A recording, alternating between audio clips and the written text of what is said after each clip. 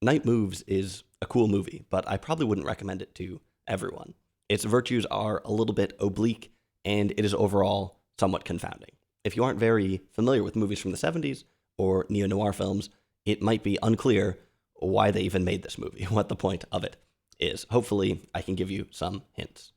There are already a number of reviews of Night Moves on YouTube and elsewhere. If you want plot summary or biographical background, go watch those videos. I'm going to skip straight to some of the thematic undertones of the movie, but let me first mention a few pieces of trivia. Movie came out in 1975. It was mostly filmed 2 years earlier, but the production was delayed so that young star Melanie Griffith could turn 18 so that she could appear in a nude scene.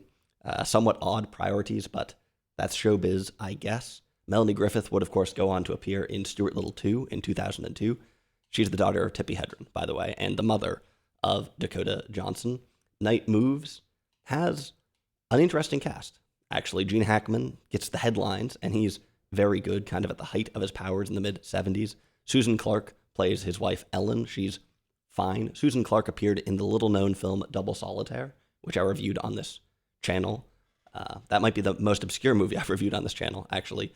I think I have the DVD of it sitting over there. It was the only way I could figure out how to watch it.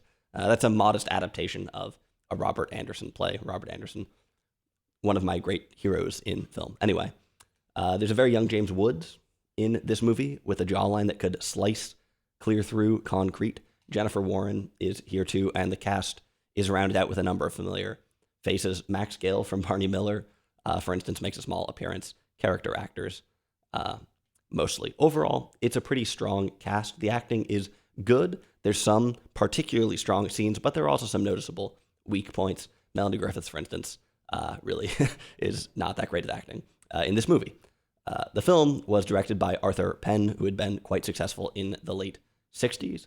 Many of Arthur Penn's hits, while maybe not directly subversive, are in some way countercultural or are interested in the counterculture or something like that. They also tend to lean into genre, and that's kind of an interesting mix, really, with something timely and new, something pushing the boundaries, also colliding with something more traditional and hegemonic.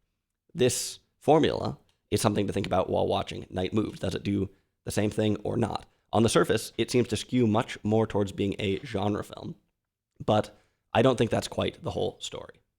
Genre is the first thing that most people will think about when watching this movie. It's a neo-noir. That's how the film was marketed. That's how it has been archived. And it's a reasonable way to describe the movie. In some ways, this is pretty straightforward. Of course, you shouldn't expect this to inherit the style of 1940s films. There are no Dutch angles, no ceiling fans, and it's not even in black and white. I'm sorry to disappoint you. The film does have some stylistic hallmarks, such as a lot of abrupt cuts and scenes that begin without any establishing shots. But those are not the hallmarks of 1940s noir style. Those are the hallmarks of sort of more disruptive 70s or late 60s style. I guess there are a couple of very starkly lit scenes. The noir elements come more from some of the themes, ideas about male isolation, desperation, seedy mysteries that are tied up in personality issues. A bold investigator who is powerful but spends a lot of time tearing himself apart, beating himself up. I think you probably get the idea. There's plenty of neo-noir stuff out there. This movie does have hints of self-awareness here and there. Gene Hackman's character, Harry Mosby, his wife, Ellen, wants him to quit his job. She seems to think that it's more of a game than anything else. Harry Mosby was a football player, I guess. He's a retired football player. At one point, Jennifer Warren's character, Paula, asks Harry if he's questioning her because he really wants to know how she is, who she is, what she's up to, or because it's the kind of thing that seems like what a detective should do or would do. So Harry's commitment to his work, his commitment to the bit, his commitment to being a detective is kind of undermined from early in the film. If you're watching this movie thinking, wow, this detective is so cool, he's so self-aware, I sure hope he solves the case, you may have goofed. In traditional noir, we get a lot of anti-heroes. The genre kind of depends on anti-heroes. This is partly because of the practical realities of the production code, which prevented immoral behavior from reaping rewards. So you could have a virtuous cowboy shooting Indians all day long, but the moment that you wanted to have any true intimacy with darkness, any story that puts darker parts of masculinity into focus, brings them front and center, it was kind of inevitably going to be some kind of tragic heroism involved. It's interesting to think about how the production code may have shaped masculinity itself. Remember, too, that the 1940s were a time of gendered cinema, with noir films mainly being made for men and mainly being watched by men. Some modern viewers can be somewhat confounded by noir films, these rough heroes that are seemingly both repulsive and alluring. It's a fundamentally unstable thing. So were perhaps some of the ideas of masculinity at the time and even now. Anyway, this movie has a very similar dynamic, but I think the balance is different. This movie is more self-aware. Not to say that the 40s films aren't exactly. Like I said, there is some instability there, but this leans a little bit more onto self-awareness.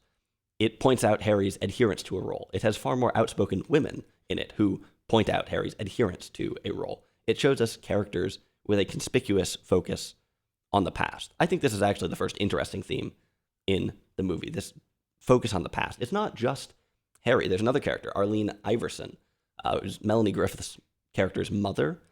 She's a former actress who is stuck in the golden age of Hollywood. She expects a level of attention that is bordering on farce and has an unwavering commitment to a role that she has aged out of.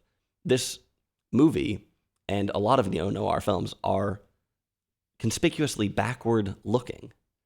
Why is that? I think it's because these films, what they're contending with is more than anything else, noir films themselves, right? Neo-noir films are partly about masculinity in the 1970s, but they are also about the legacy of noir itself, the legacy of this certain type of mainstream traditionalism. Why was there such a spike in neo-noir in the 70s?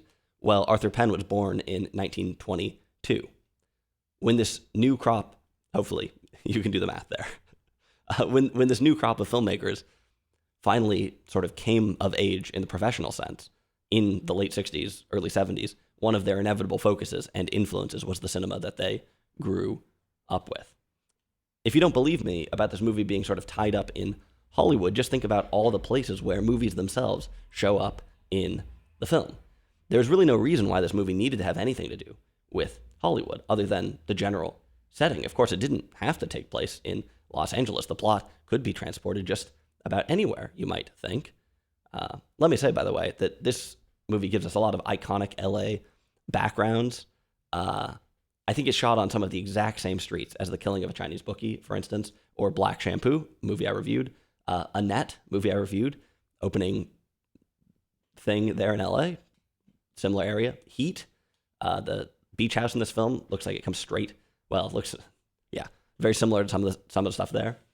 Not only do we see the streets of Los Angeles, but the plot is really entwined with filmmaking. Like I said, it doesn't necessarily need to be, but it is.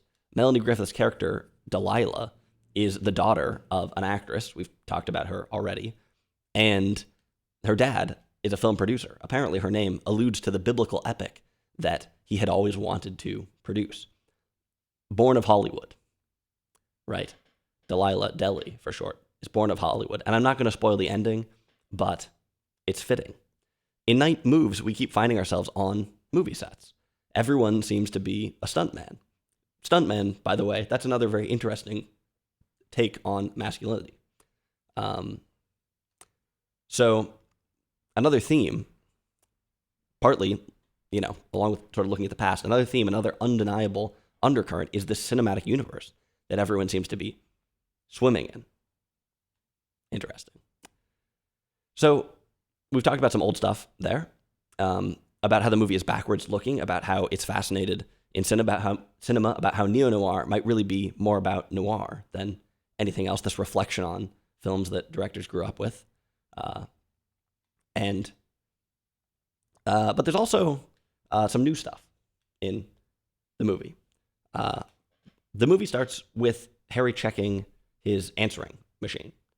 The message on the answering machine starts with someone saying, beep, imitating the beep that the machine has just made, sort of a wry joke. This is a bit of a confrontation with technology at the very beginning of the film, and it's not going to be the last one. This movie falls short of something like The Conversation or the Anderson tapes in terms of technological focus and paranoia, but there's still something there. And maybe it's simply some more Watergate paranoia, a taste of things that were in the news, I guess. But I think there might also be something deeper regarding how technology relates to these institutions of Hollywood and masculinity that we were just talking about, how these things all depend on each other, how technology can solve mysteries, but also create them. I said earlier that this movie seems more skewed towards genre than towards counterculture, at least compared to some of Arthur Penn's earlier movies. Of course, a lot of things changed between 1967, when Bonnie and Clyde came out.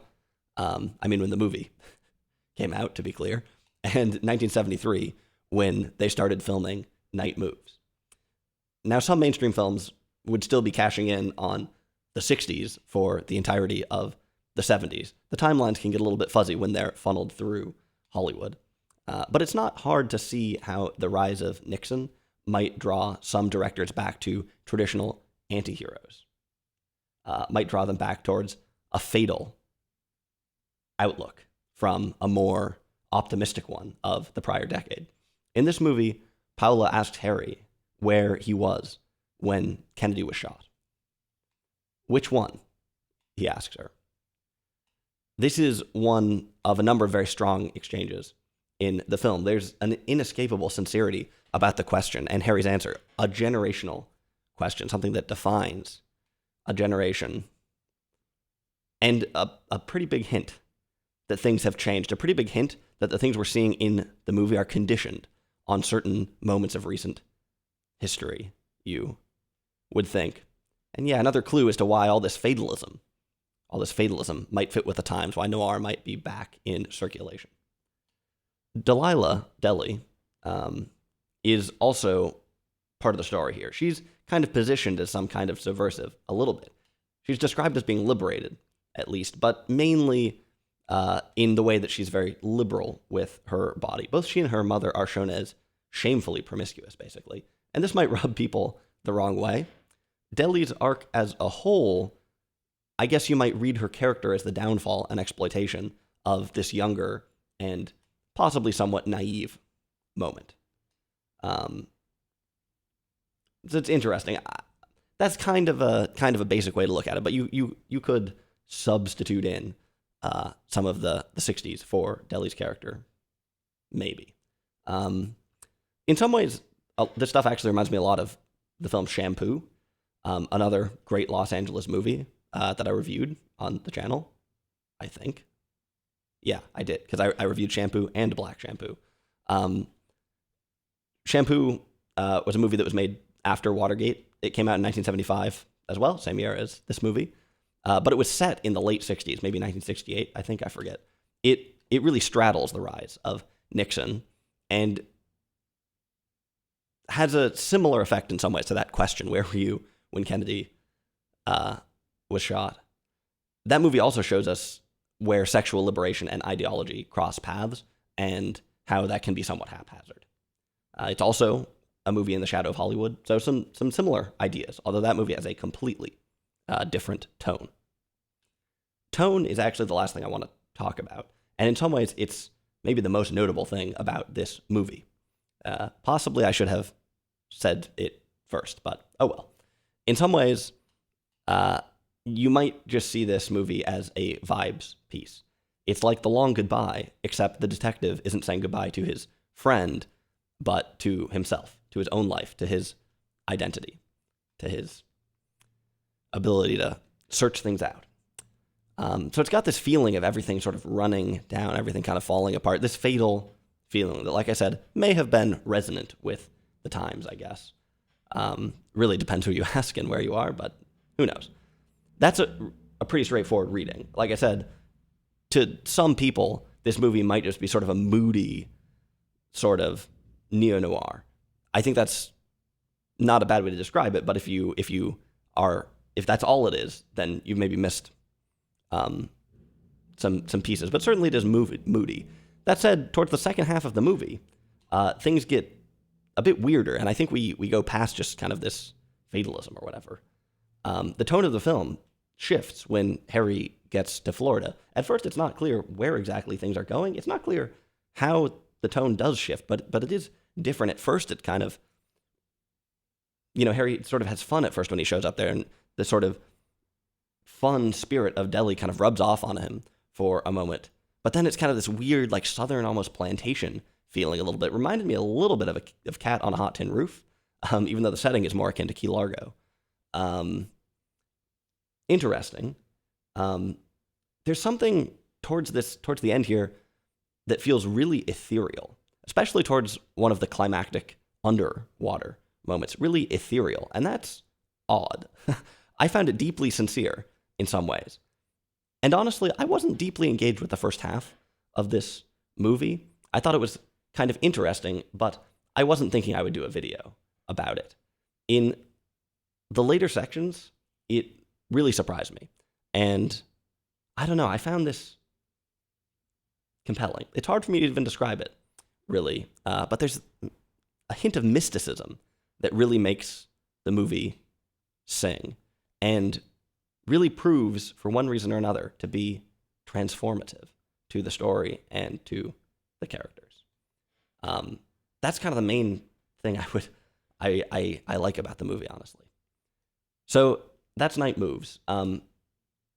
Like I said, it's not for everyone. It has some pretty nice scenes, some moments of intensity, and some really snappy lines here and there. It gives us some of the noir back and forth, certainly. Raymond Chandler would be proud of some of the dialogue. There's also some deeper stuff here, too. It's not totally in your face, but you can tell it's there for a reason. The movie is a little bit murky, but in a way, I think that's kind of the point. And if you've seen some of, some other 1970s stuff, and if you've seen some other neo-noir stuff especially, then I think you might really appreciate the texture of this movie, which is uncommon. So to those people, I would recommend that you check out Night Moves, and let me know what you think.